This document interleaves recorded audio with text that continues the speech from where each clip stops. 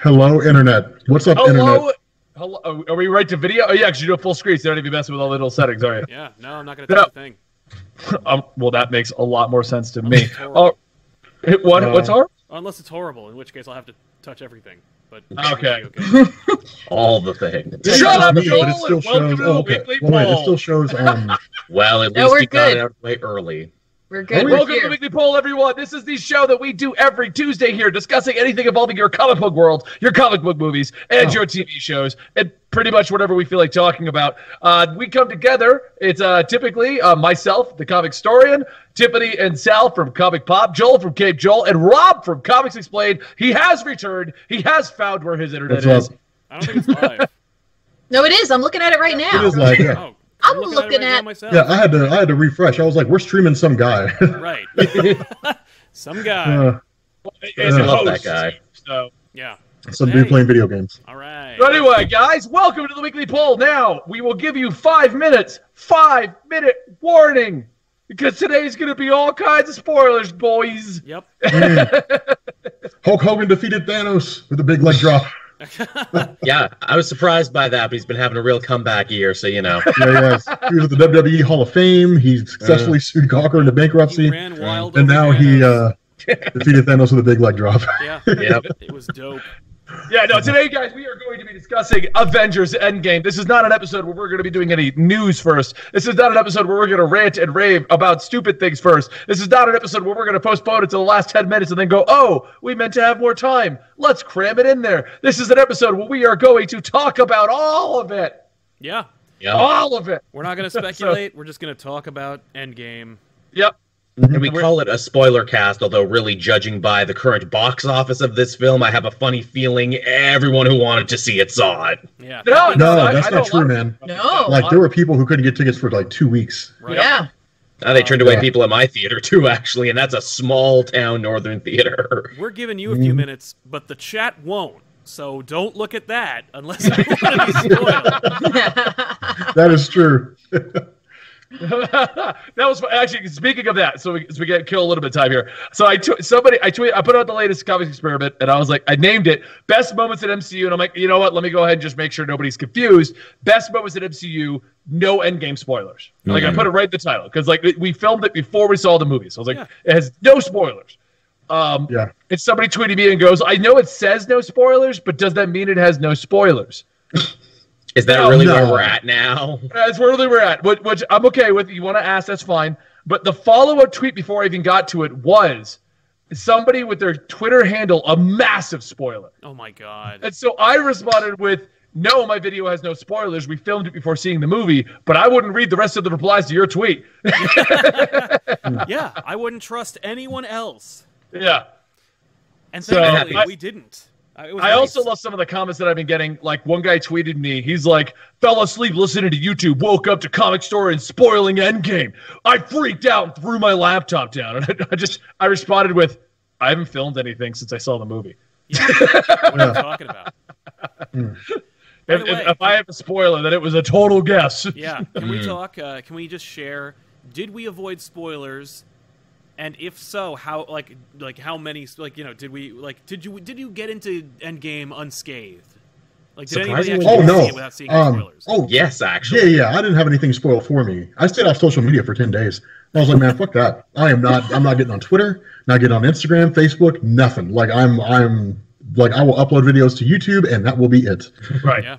Yeah. So once, because this is my typical policy, when the spoilers start running abound, I start reading them just so I could prep videos and stuff tied around them if there's going to be something juicy that I want to get out there. So I did read the Captain America spoilers. I'm not going to say what they are until we're talking about it, but I read those. And I knew about the Hulk spoilers based upon toy releases again. Yeah. But outside of that, no, I actually avoided the rest of them. Nice. Apparently they were all abound. All the big moments were floating around if you had been looking hard enough. I did not look anywhere, and I will say, usually someone Trojan horses spoilers on me. It's hilarious. I missed all of them. And, I stand by my statement. When it comes to the internet spoilers, I don't understand why people get any pleasure in spoiling. It's one thing. It's one thing if you're at like Empire Strikes Back premiere and you go to the line and you're like, Darth Vader's his father, and you get to see everyone be devastated. But the internet's like, you go out there and you spout a spoiler, you're like, I really hope I ruined someone's day. I mean, I have no goddamn idea, but I really hope I ruined someone's day. Like, it makes me feel powerful, Benny. I feel great, unbelievable power ruining things for people via the internet. But what blows my mind is, like, you don't even know if you did. Right. Yeah, you could have screamed into an empty room. You don't know. Yeah, what a tool. Yeah, I don't know if they. I don't know why they do it. I don't really care. I just don't worry about spoilers. Yeah, well, I don't understand the mentality of the internet spoiler. You know, right? I mean, there's a lot I don't understand about internet mentalities. Yeah, I don't know, but I'm happy to say we went in there. The only thing I knew about were things that I saw toys about. Like I knew that Rocket was on the event, or, was in it. Like, we'll talk about that. We'll talk about the spoilers we did find out more in depth in 2 seconds.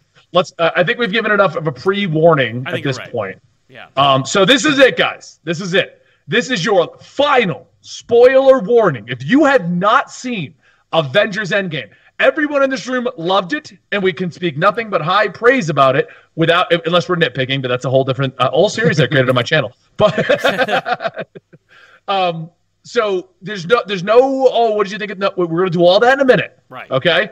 This is the spoiler portion of the show. So I apologize wholeheartedly. It is in the title. It is literally in the notification. Spoilercast. If you come in here and you are not expecting spoilers for the next hour, I apologize. You shall learn to read. Right. Okay. It's on you. You should learn to read. Literacy. It's entirely avoidable. That's on you. Yes. Yes. Okay, so, and do me a favor, mods, I would like a constant spam of spoilers are in effect for people who arrive late to the show. That'd be cool, yeah, thank you, mods. Okay, I literally want a constant spam of that, so people could, if they're here, I mean, this is the name of the goddamn Twitch stream, but some people might just, Benny's live and click it, so. Right, yeah, that does happen, so, yeah. Fair enough. All right, cool, I got the symbol from the mods that are there, we're good. All right, last warning, spoilers are going. Okay, Sal, what was spoiled for you? I knew about Doc Green. Okay, yeah, well, that was the one that was spoiled for me with the toys. Because it was a toy. Yeah, it was a toy. You're looking at it, you're like, that's not the Hulk. Right, I'm like, he looks a lot more like Mark Ruffalo. Mm-hmm. Okay, whatever. And there was one other spoiler, and it was barely a spoiler, but when we had the Compop Facebook group, we were like, any spoilers, if you change the experience of watching the movie in the theater, you will be banned, and someone did it, and it was that they said there were no post-credit scenes in the movie. Mm. And I was like, not really much of a spoiler, but at the same time, it changes your experience seeing it in the theater. So it's like... Yeah, you're right, it does, yeah. With the post-credit scene, actually, I mean, I guess we're just going to kind of probably jump around to our favorite moments and stuff with this particular episode. I actually looked that up before going in because I read an article. It was like the movie is 2 hours and 50 minutes, and I'm like, okay, well they're saying it's 3 hours and 10 minutes. That means there's 20 minutes of credit scenes. Is there a post-credit scene? Yeah. Like at that point, I'm gonna have to pee, so I'm gonna make sure I don't have to sit there. Yeah, definitely. And for the record, there is a audio cue. Yeah. People on YouTube are certainly making videos about speculating. Which is simply the clanging of Tony Stark making the armor from Iron Man 1. Yeah. Mm-hmm. Or is it? No, it is. It's that. I was literally just reading an interview with the Russos today where they were like, it's just an audio thing to remind you about where we came from. No, it does not mean that somebody didn't die. It just means that it's sound we wanted to use in the thing. That's it. I do find it funny. It's the sound of Wolverine harnessing his claws. Yeah. He's just sharpening his claws. It's the sound of Weapon X forging adamantium. The funniest thing is, I actually read a lot of those Russo interviews today. Yeah. And most of them are just like, no, here's what you thought happened. Here's what we did. Here's what we meant. Like, it's basically just fixing all of their speculation that is floating around. Yeah. I'm like, you guys couldn't give me one more week of good clickbait? Like, why gotta make answers to everything? No. Okay. Let's do an AMA right now about how exactly. Black Widow cannot come back. No soul exchange. No. Yeah, that's why I shifted all my clickbait. I'm like, okay. They confirmed my theory about Captain America. They said, yes, there is an alternate timeline and there's 2 caps. Yes. They also said, they end up together. Don't, maybe he runs around and is also Captain America sometimes, but for the most part, he's just happy. I'm like, I like that. Right. Good. That's what we wanted. Excellent. They said, "Oh, Black Widow funeral. Where is it? Off screen. You missed it. We didn't film it." Yeah. Well, and that's where. Okay, so let's take it from the beginning because I want to get your guys' opinions on this because one of my biggest complaints about the movie. Okay. There's a lot of people going around. They're like, the Hulk's a complaint, Thor's a complaint. I actually liked what they did with Thor. That made sense to me. Yeah. Hilarious. I would have liked some Asgardian magic where he just got the ripped six-pack at the end of the movie again, but whatever. No, I was expecting he's got to earn it. He's got to earn this. No, he looks like Odin now. He's basically like Odin. Keto diet. 100%. I thought he was just going to raise up the axe. He was going to hit by lightning, and he was going to get chiseled abs. No, his mom told him to have a Legit, salad, that's exactly what I thought was going to happen. No, he needs to diet and exercise. Yeah. Okay. I'm not disappointed, by the way. Good for him. Like, I love that. You know why I like it? I like it because I can now finally cosplay Thor one of these days and have it make sense. I had no problem with it because it's like I'm like, well, it's very obvious then that Thor will be back. Right. Mm. You know what I mean? Like they're not going to leave Thor in this state. No. I think with the Thor thing, I think we're just going to get a cameo. I think it's going to be a Guardians cameo. It's going to be like he'll be the intro. They'll drop him off in some world, and that's going to be like, and we'll just see he's good, you know? So maybe the end of his whole adventure with the Guardians. Like he's like, oh, I finally redeemed myself. Oh, well, see you guys later. Yeah. Yeah, but that won't be the last time you see Thor. No, of course not. No, I think we're going to get Thor 4. Yeah. Really? Oh, yeah.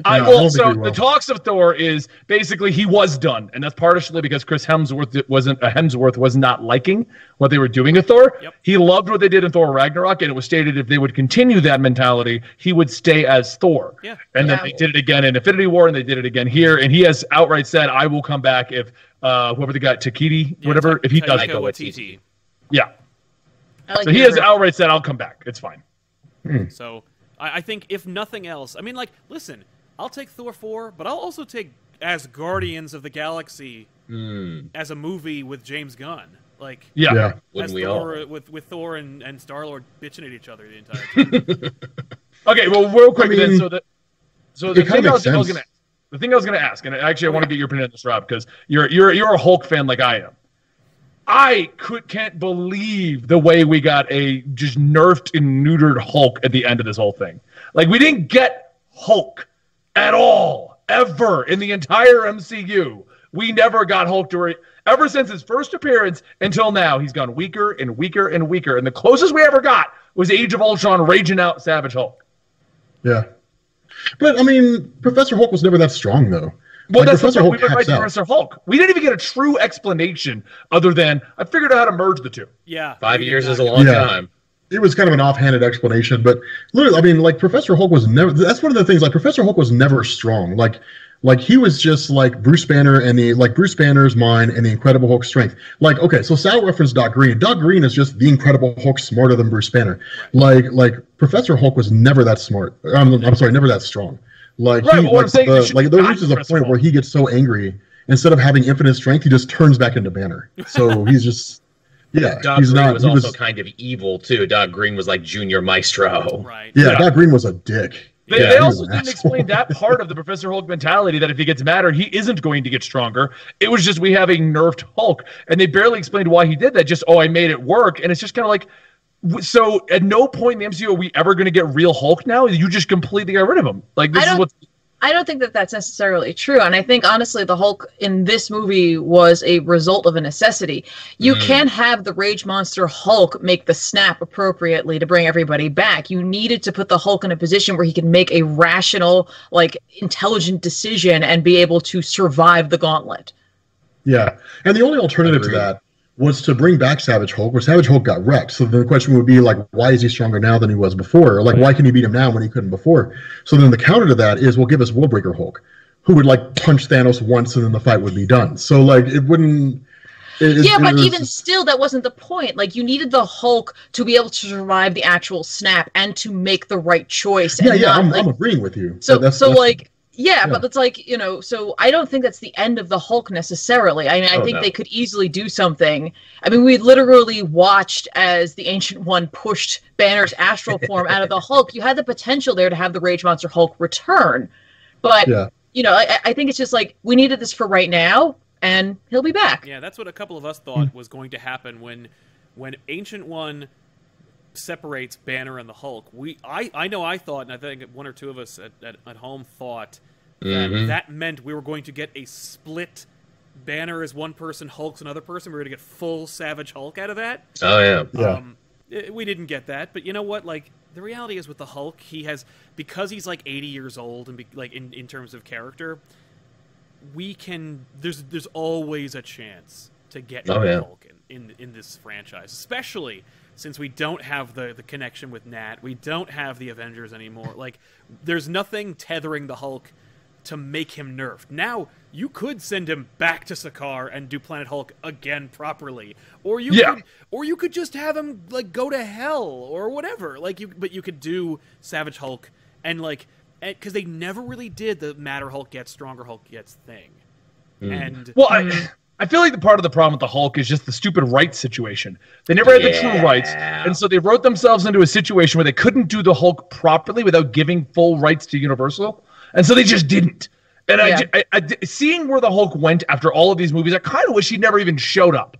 Oh, see, I liked his arc. And in fact, I think they promised more interesting stuff because at the funeral, you had Thunderbolt Ross there staring daggers at the back of the Hulk. That's a card they have still yet to play their ultimate showdown. I don't think they're going to do Red Hulk. Yeah. I like that they're saving some stuff for the future, especially if, these are going to be like 30-plus movies. Yeah, disappointing to get Liv Tyler. Can't believe for that. I mean, that would have been a good thing if, like, the snap happened, Liv Tyler died, and then he just, like, Warwicker Hulks out and loses his mind. Like, that would have been cool. But, no, I don't think they're going to do Thunderbolt Ross. Honestly, I think from what we've seen, for the most part, I think that the Avengers era, the last 10 years, is gonna start being, like, a backstory now. Like, you're going to have everything else going on, and then, like, the Avengers occasionally popping up. Or whatever. Yeah, but I think you're going to see probably like a 5 to 7 year long gap where the Avengers won't be nearly as prominent, which is fine because I mean there's all kinds of stuff. Like Peggy Carter was like Captain America goes into the past and then Peggy Carter's talking and she references Brian Braddock. So like that like there's opportunities out there for them to like expand on other characters and kind of build the mythos outside of the Avengers. True. Not only do they reference Braddock, but the name tag that Cap is wearing in the scene there, that's one of the alternate Captain Americas that replaced him when he was Nomad. Which one was it? Russo.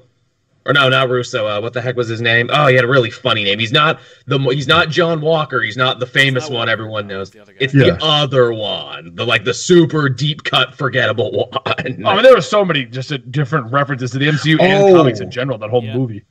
Yeah. U.S. Agent is who you were talking about. Yeah. I know. Like, I would have picked up on that if they had referenced like U.S. Agent. Oh, yeah. No, it was the alternate Captain America. But, So as far as grips and gripes, I mean, like, I hear what you're saying about Hulk. I think there's still room. Like, I guess the biggest thing with my gripe too isn't even just how he was handled in Endgame.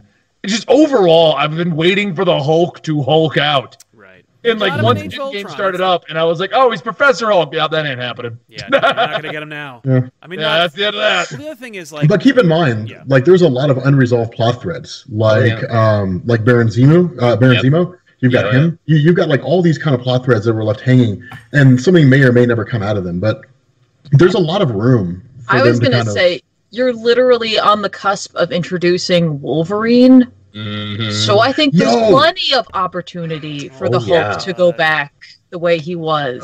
No doubt. Let's recreate that. CG Savage now.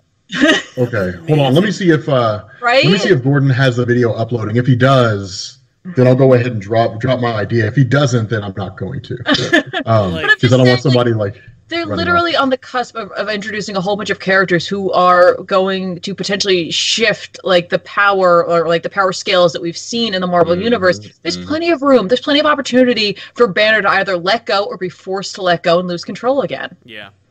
It'd be really cool to see like everybody being kind of like, Hulk went crazy. Remember when he used to be an Avenger? Like, yeah, that was fun, but he went nuts into the Canadian wilderness, and we're going to send our best operatives. Well, yeah. And, like, how, like, more tragic will that be, where, like, he had complete control over himself, and, like, he was, like, doing okay, and now he's completely turned to the monstrous side. And, isn't that just that much more interesting for him? Especially if, like, Universal never gives up the rights, and then it's like, no, this isn't a Hulk movie.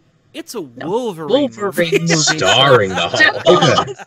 Okay. So this video is going live. There you go. That's another fight you got to have. Hulk versus the Thing. Yeah, you do. So this video is probably going live in 15 to 20 minutes, so I'll go ahead and drop it.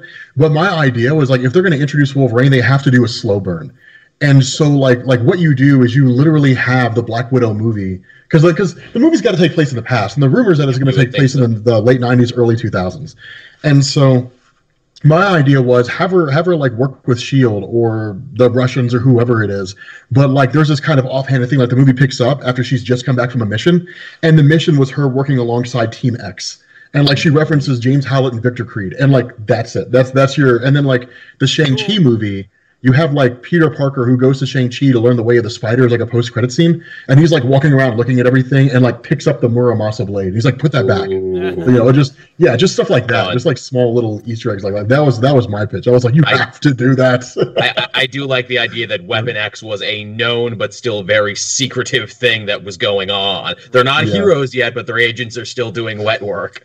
But yeah, no, I mean, honestly, I don't have a whole lot of gripes with the movie. The biggest complaint that I had is that they killed Thanos. For the love of God. Stop killing your villains so you can use them later on. I hear what they got plenty more coming. I hear what you're saying. Yeah, I know. Yeah, I mean, I actually have no complaints about them killing the villains because we're never. What do they get? They're not going to bring them back. It's just there's too many other things they're trying to do for reoccurring villains, basically. But I mean, okay. There's things like are they really going to kill Magneto? Like, is Magneto a villain that you're going to kill? No, probably not. No. But I mean, are they going to kill Doctor Doom in the first Fantastic Four movie? I sincerely doubt. Like, I hope not. Those two aren't cosmic level threats. Like to leave him alive is to do a disservice to the universe versus just put him in prison. You can't put him in but Thanos by himself without any of the Infinity Stones. Like you could just amp up the X-Men and just make them that much more powerful, or make them that powerful and just be like, okay, so like. Sure, Thanos is a threat by himself, but like unless he has the Infinity Stones, he's not going to be able to crush everybody. Honestly, I would love to see like an Avengers and X-Men team up against Thanos if he returned or something like that. Like that would be cool. Well, but we're not going to be able to get that now because Thanos is later from now. You get to have the big Thanos returns if you ever want to do that. Right. I mean, with the Infinity Stones, they're capable of doing whatever they want at this point, even destroyed.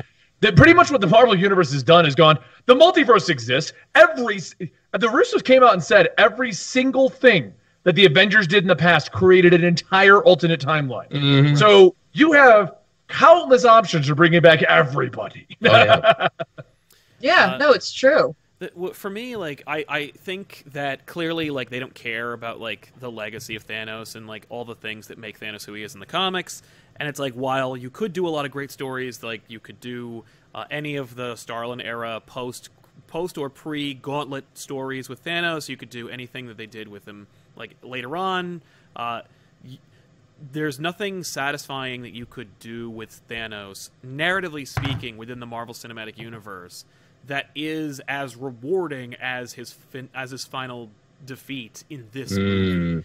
Just like the deaths that take place, or the retirement that takes place in this movie, where it's like immediately when Iron Man dies, I'm thinking to myself, like, okay, well, they can bring him back here. I guess they can do this. Like, oh, I guess the clanging means he's coming back.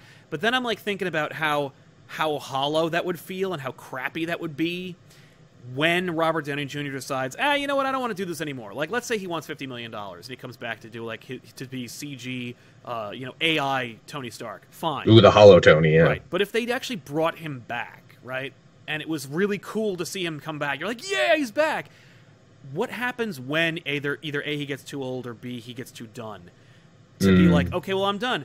So that his send-off is some other movie where it's not nearly as dramatic and epic as him saying, I am Iron Man, snapping his fingers, and freaking dying in front of the Marvel Cinematic Universe that he created. Like, that is so satisfying that no other end for that character could ever live up to it, so I'm okay with it because also I'm reading comic books and he'll be alive forever in those. Yeah. Same with Thanos.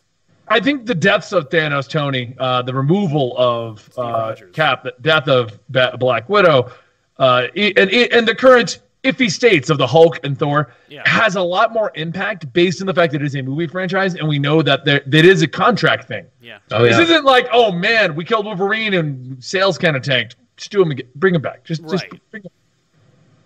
Yeah, no, they're not. Yeah. They're done. Like, it's like Evans doesn't want to always be Captain America, and also he's going to get old one day.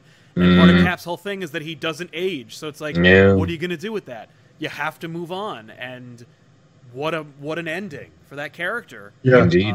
I mean, that's the thing. I mean, with the way it ended, like especially with Captain America, it's interesting. With Robert Downey Jr., like he's gone and out of the picture. Captain America, they can just put him in charge of S.H.I.E.L.D. and like he appears. He can be an once elder every statesman. like 5 to 6 years Well, or something like that. I don't think that's the purpose. I think the thing is they just didn't want to kill everyone. Right. So why not give Cap the happy ending? Because like I'm not saying they're going to bring him back. I'm just saying like if they chose to, there's room for them to do that.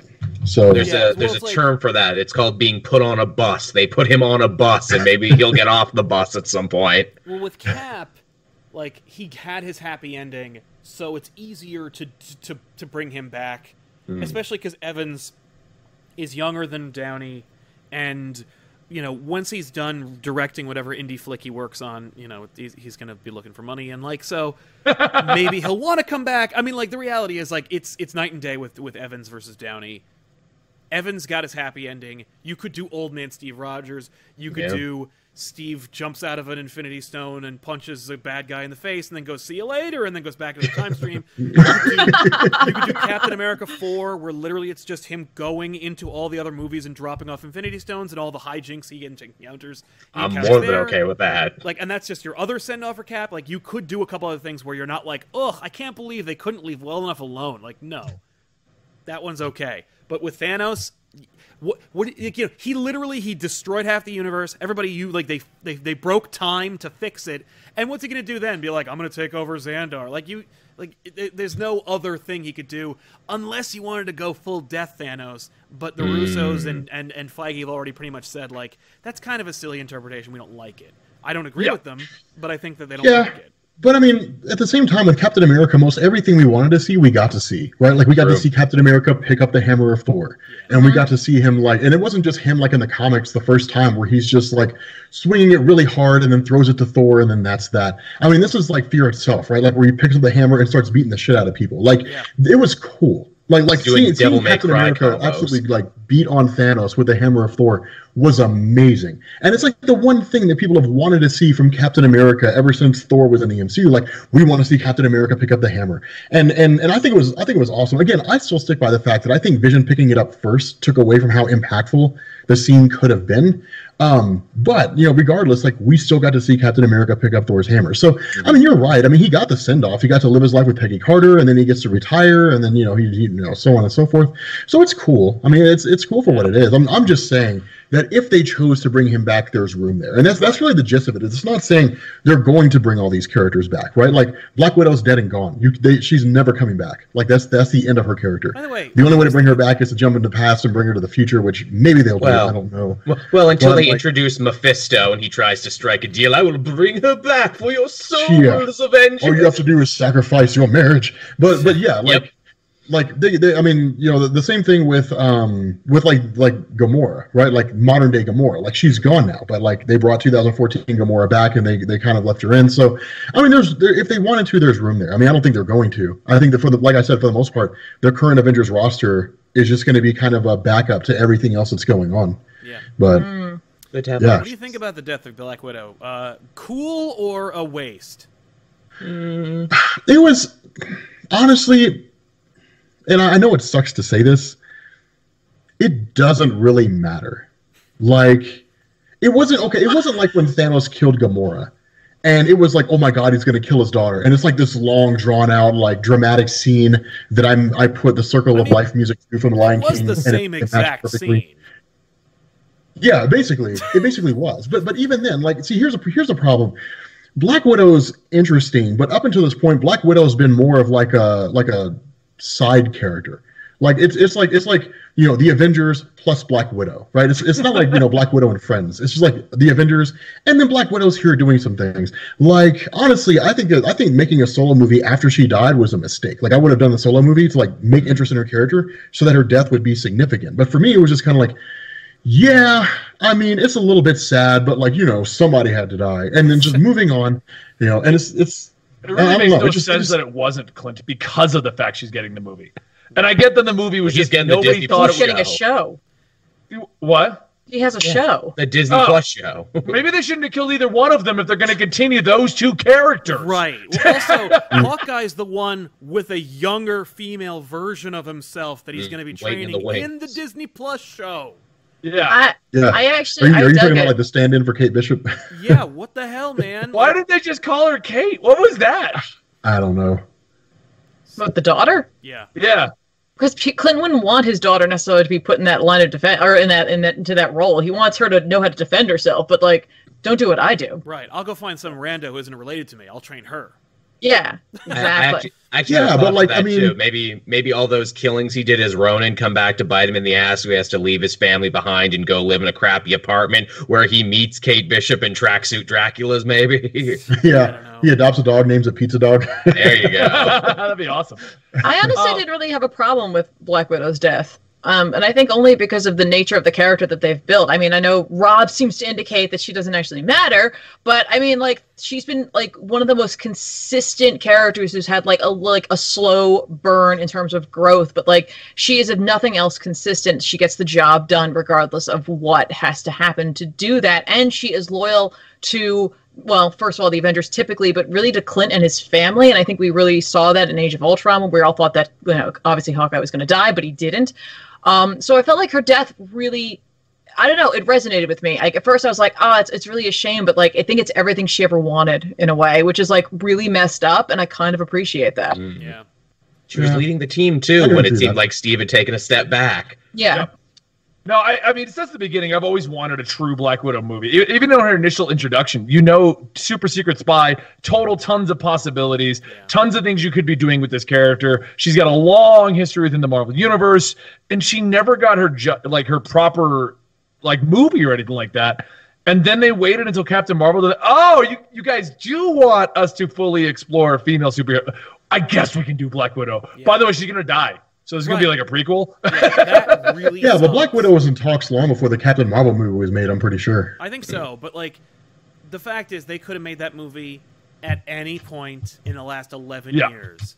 And that's more my problem with that, is that they could have made it at any point, and it's been in talks forever, and why is it now happening? Right. It sucks that they had to wait until after she died. What if they spent, like $40 million to make a Black Widow movie? It makes $600 million, $800 million, and everyone's like, oh shit, I guess, no, you know what? Actually, you can exchange a soul for a soul.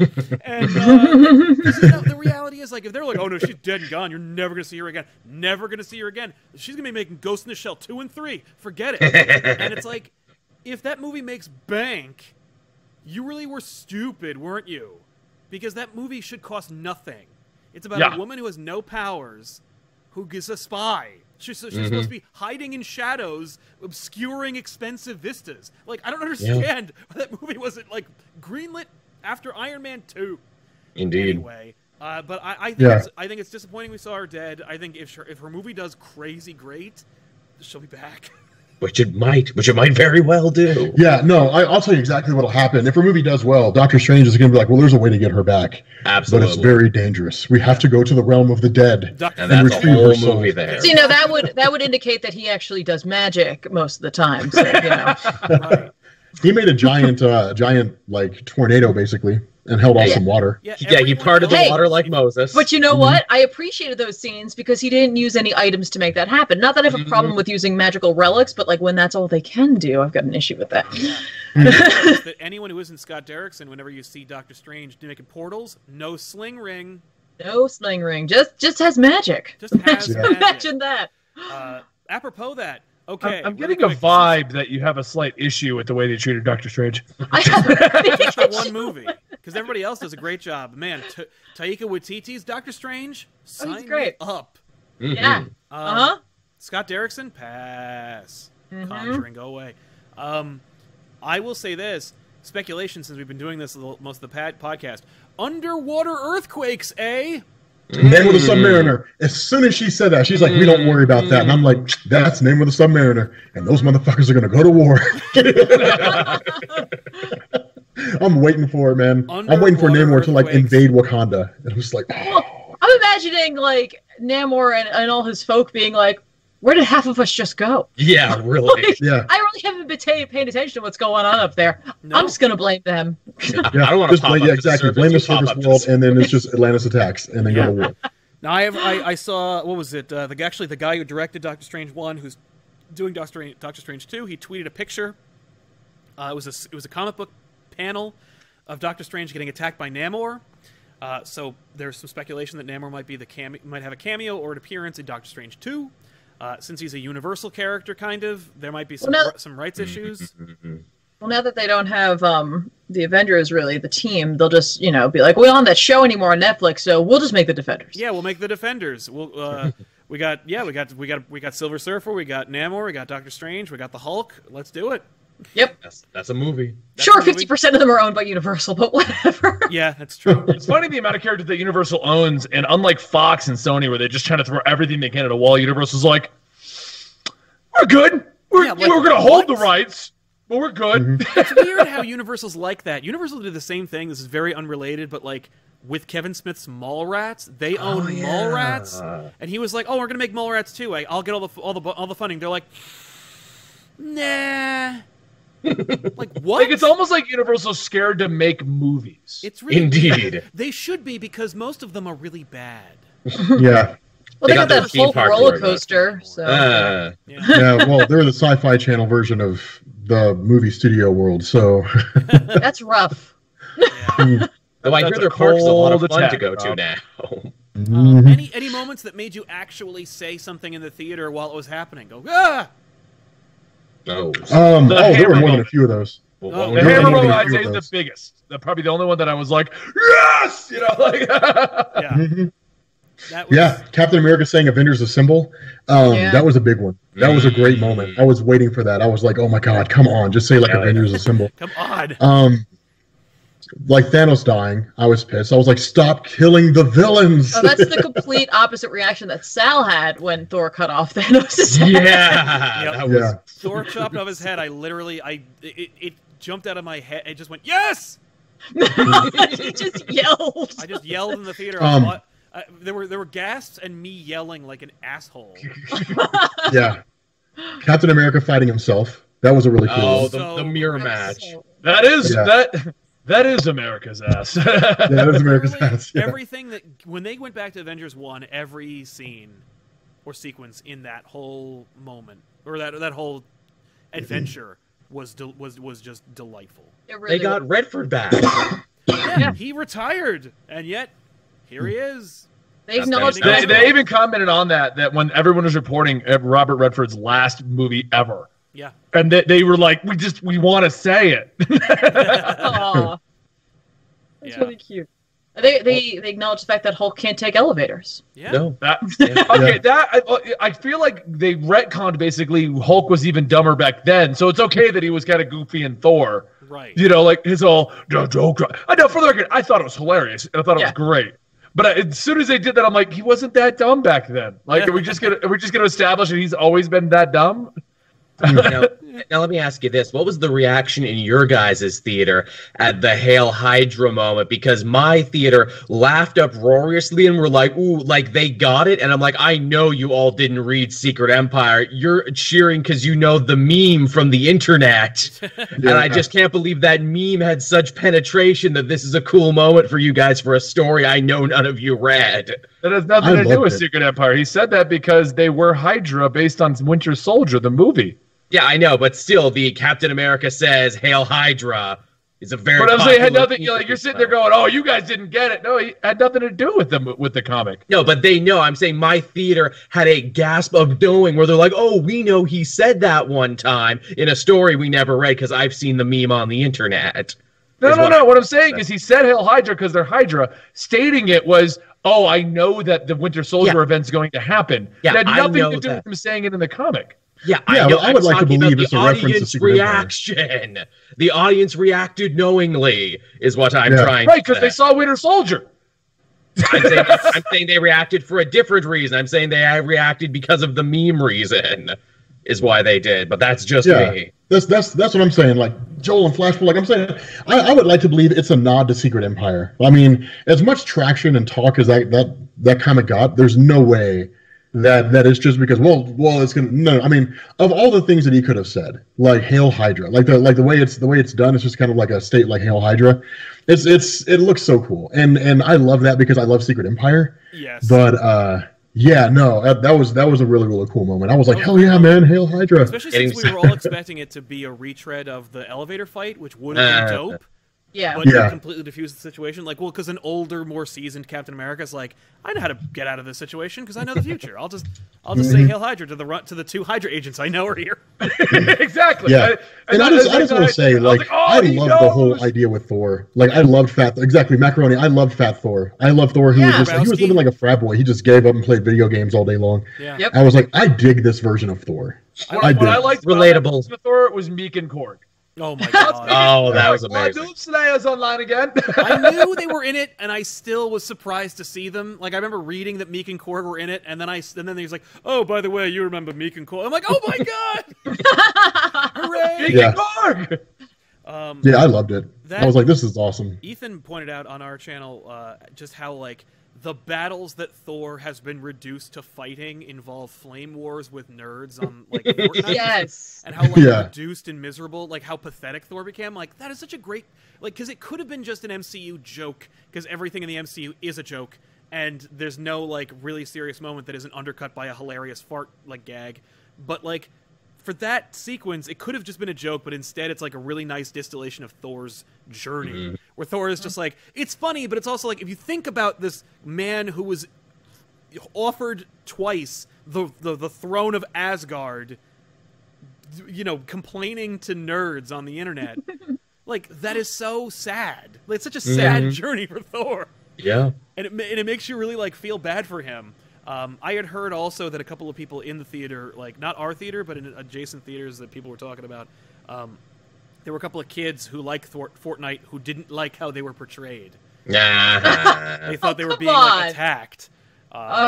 Which everyone. Well, then I mean, if that's the case, then stop being so salty on Fortnite. I was gonna say, Man, people just don't get it. I'm salty for a reason. Yeah. Oh, Ant-Man steps up and is great in this movie. Yes. Oh, yeah. Oh, dude, here's the thing, man. Here's the thing about Scott Lang.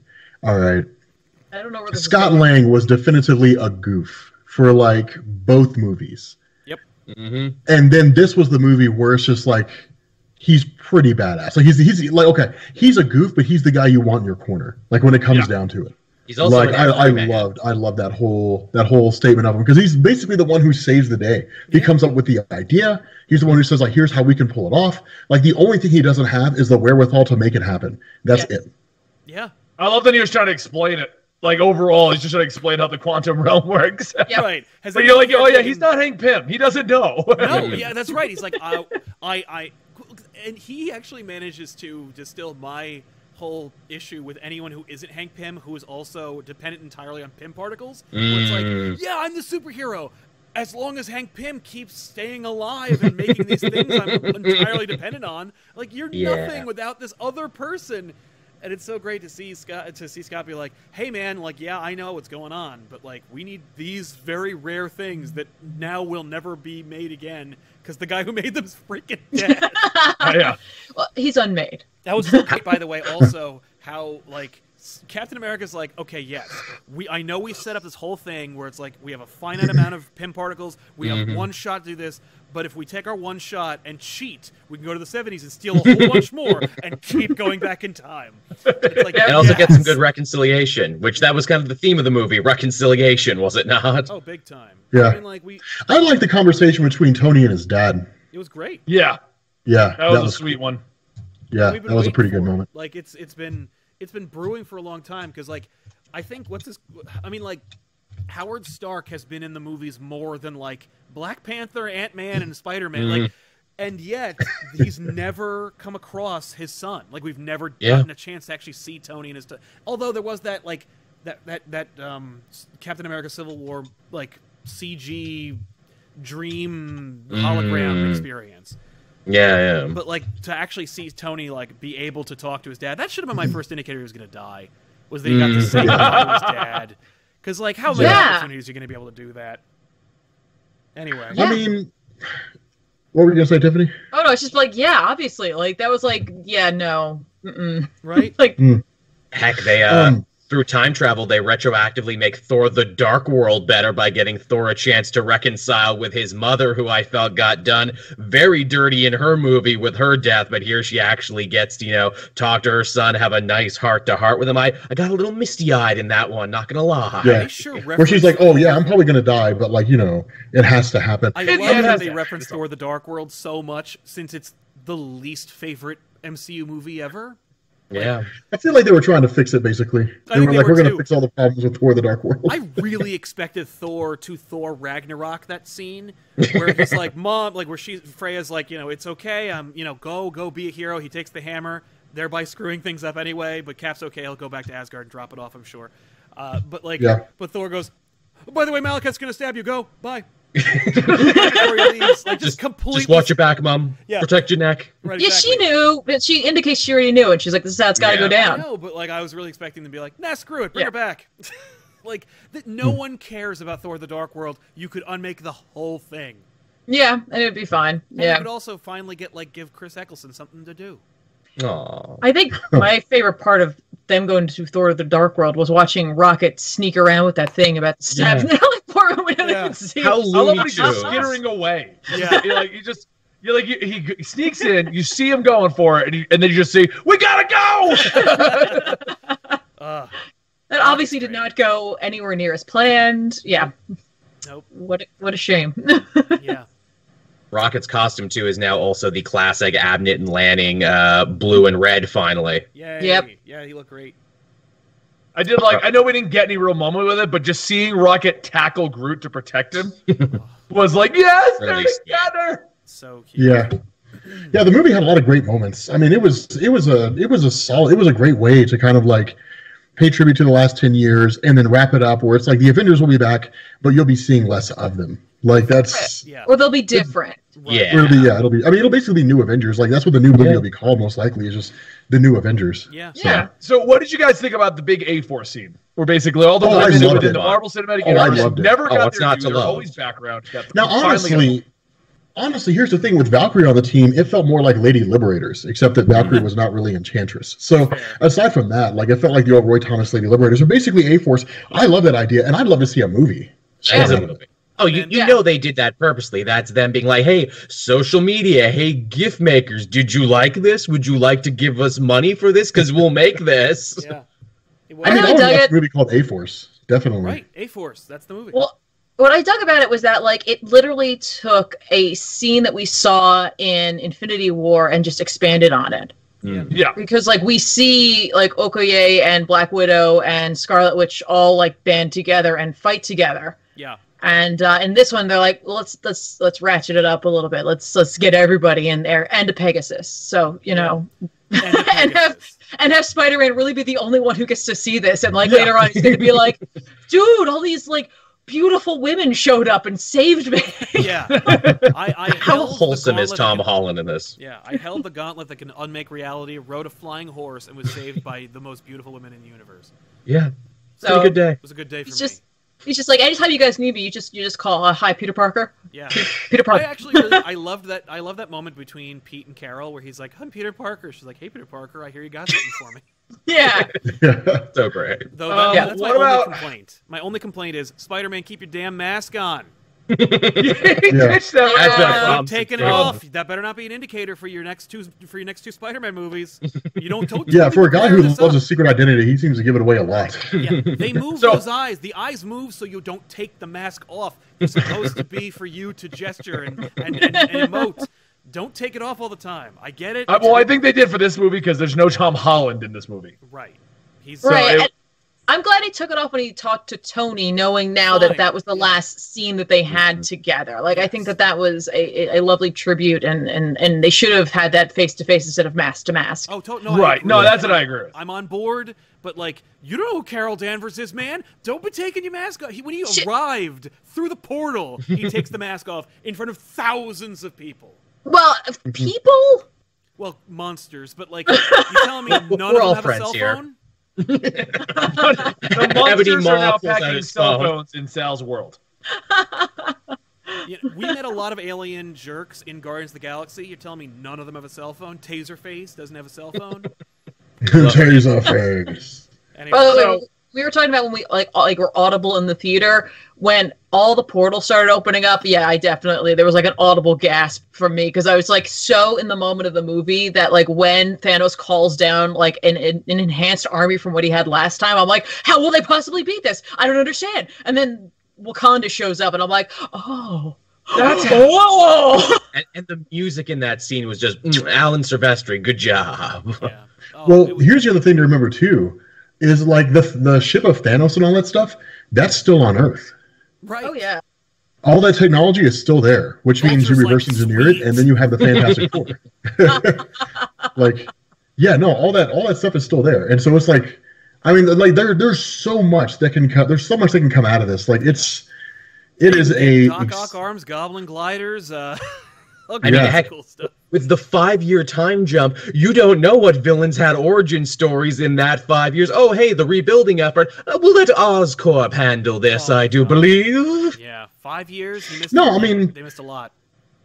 Yeah, like that works perfect because I mean, with half the population gone, that means half the police in the world are probably gone, which means like it creates ample opportunity to just rob someone. I mean, they already said there's like tons of looting and criminal activity. Yeah. So like it's a perfect chance for criminals to like just kind of literally make their case and just start running out, right? Like you got like Doc Ock and you got all those guys, and it's like now's my chance to do whatever it is that I want to do. Yeah.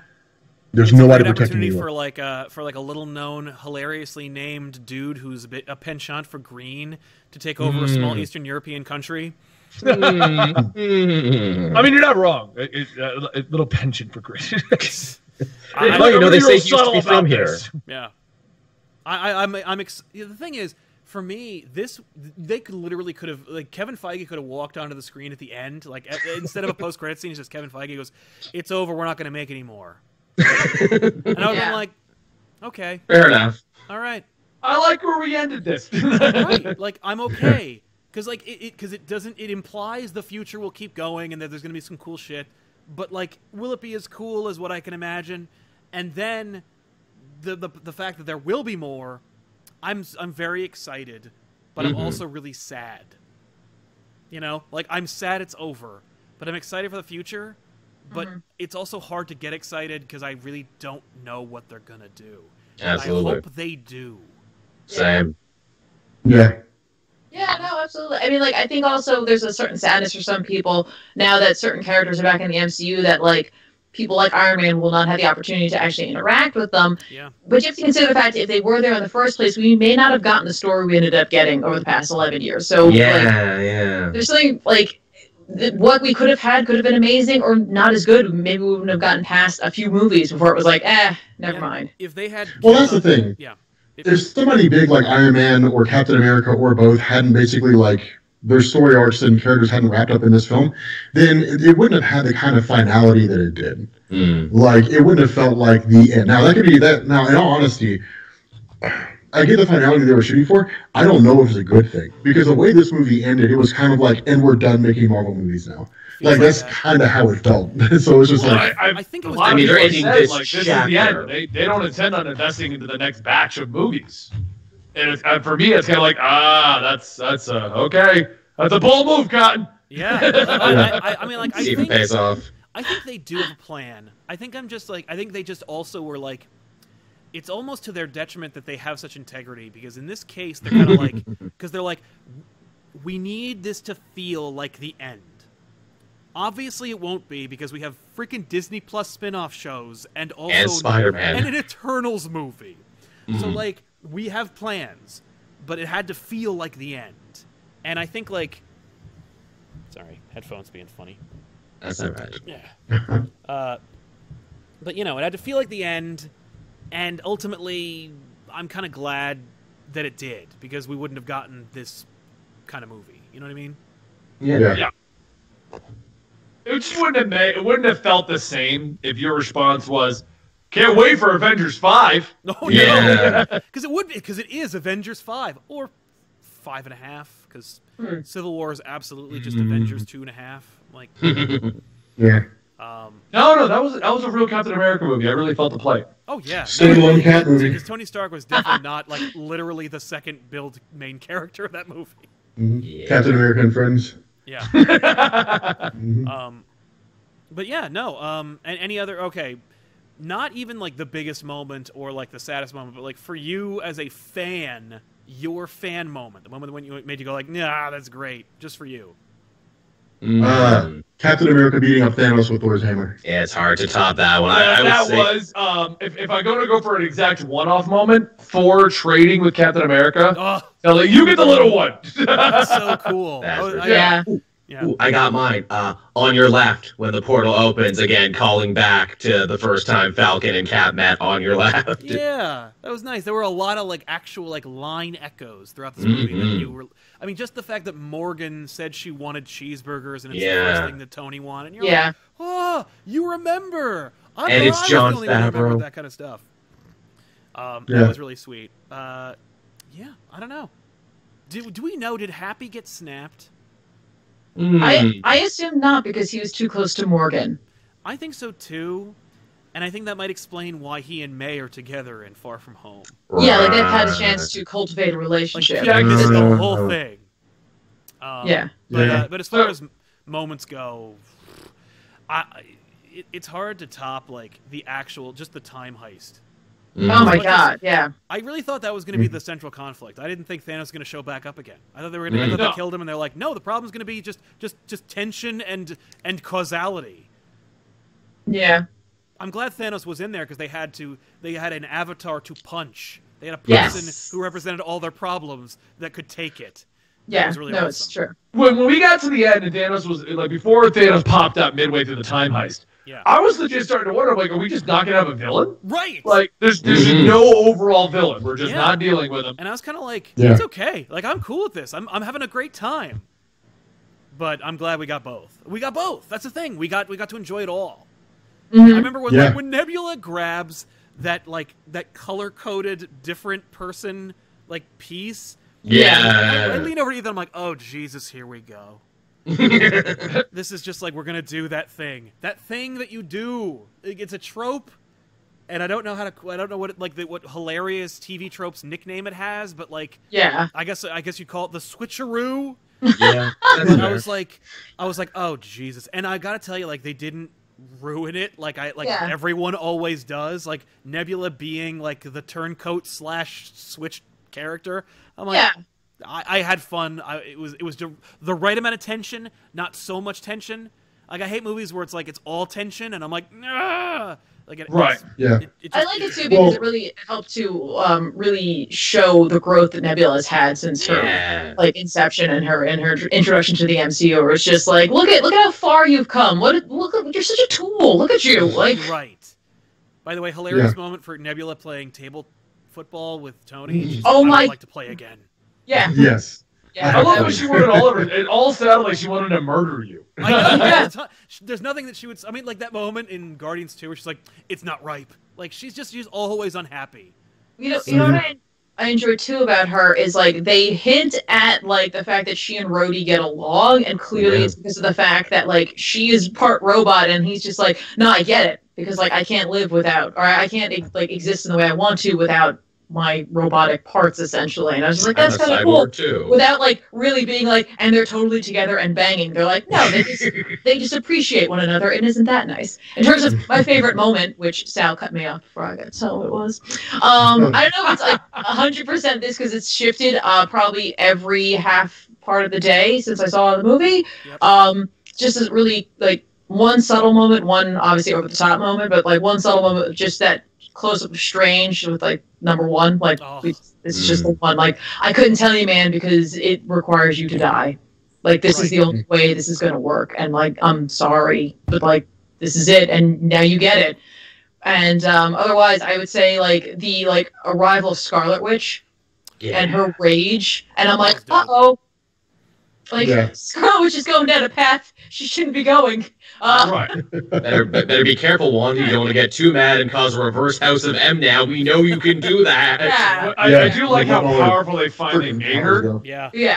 It only took her saying everything she ever like wanted and loved and cared about. Yeah, literally killed Vision. I don't know about you guys, But in the theater we were in, when Black Panther showed back up, people lost their shit. Oh yeah, it was love nuts. Black Panther. Yeah. Yeah, well, I mean, I think, again, because they didn't anticipate the intense popularity of that film, at least we had Okoye to show up and, like, do anything, but it's like, you didn't have Black Panther, you didn't have Shuri, like, all right, cool? Right. Would have been kind of fun to have them.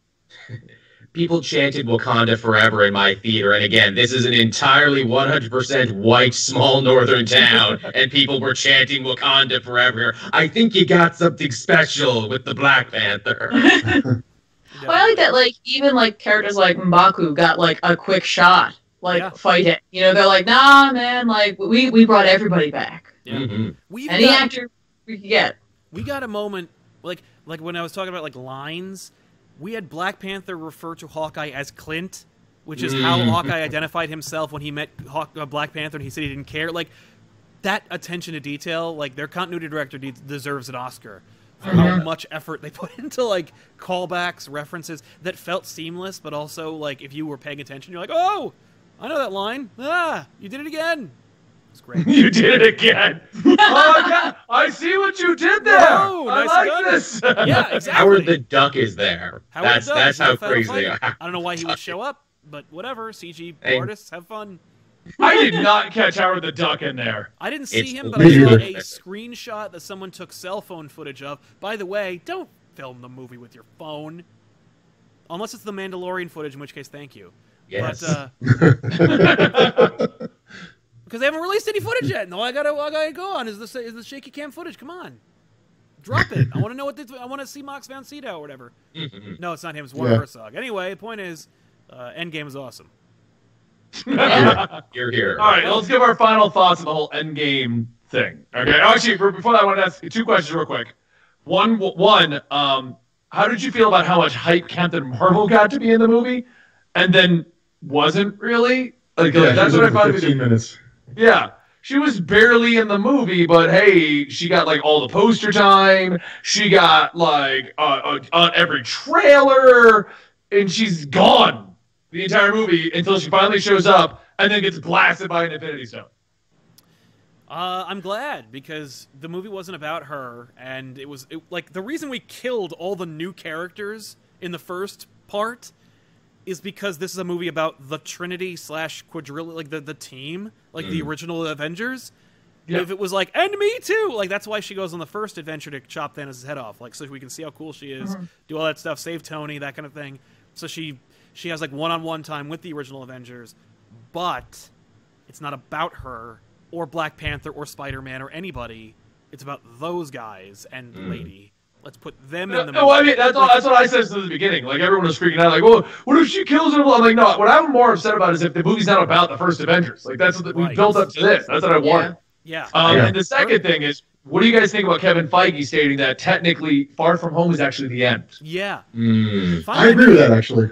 Yeah. I agree with that. It wraps up the whole thing. Yeah, and I'm sure like we'll actually get like a little bit more of like a debrief with Happy and Peter, you know what I mean? And Nick Fury will be there, so we'll hopefully glean a little bit of like what happened in the aftermath of everything. Yeah, and it kind of makes sense.